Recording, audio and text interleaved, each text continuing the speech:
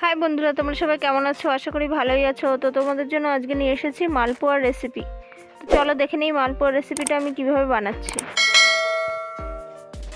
তো আমি ঘরে থাকা সামান্য উপকরণ দিয়েই তোমাদের আজকে বানিয়ে দেখাবো মালপোয়া।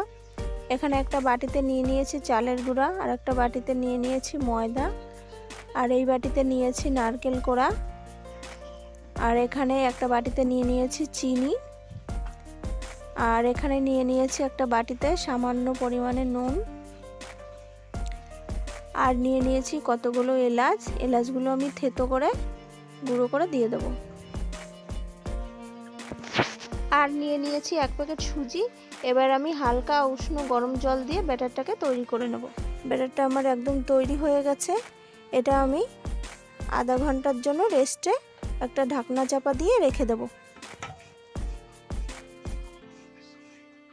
তো আধা ঘন্টা পরে আমি ফিরে এলাম। আমার ব্যাটারটা একদম সেট হয়ে গেছে। এখানে দেখো একটা কড়াইতে তেল গরম করে আমি একে একে এইরকমভাবে একটু একটু করে দিয়ে সব মালপোয়াগুলো ভেজে নিই। দেখো মালপোয়াটা দিয়ে দিয়েছি, কি সুন্দর ফুলে উঠেছে।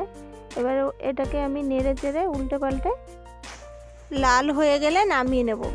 দেখো পুরো লাল ভাজা হয়ে গেছে, নামিয়ে নিয়েছি। কত ফুলেছে। আবারও আমি কড়াইতে এইরকমভাবেই দিয়ে দেব। এইরকমভাবে আমি সব কটা মালপোয়া ভেজে নেব।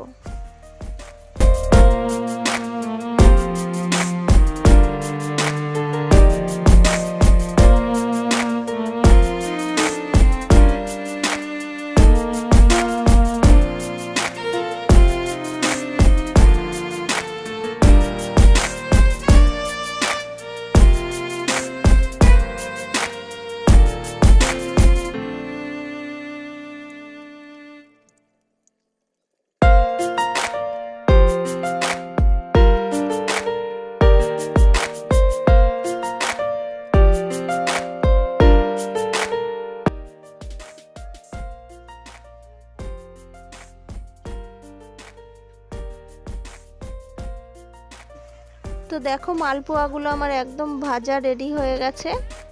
কত সুন্দর লাগছে দেখতে। তোমরা চাইলে চিনির শিরার মধ্যেও ভেজাতে পারো, আমি ভেজাইনি। তো ভিডিওটি ভালো লাগলে লাইক কমেন্ট শেয়ার অবশ্যই করো। আর যারা আমার চ্যানেলে নতুন তারা আমার চ্যানেলটি সাবস্ক্রাইব করে পাশের বেল আইকনটি অন করে দিও। সবাই ভালো থেকো। টাটা।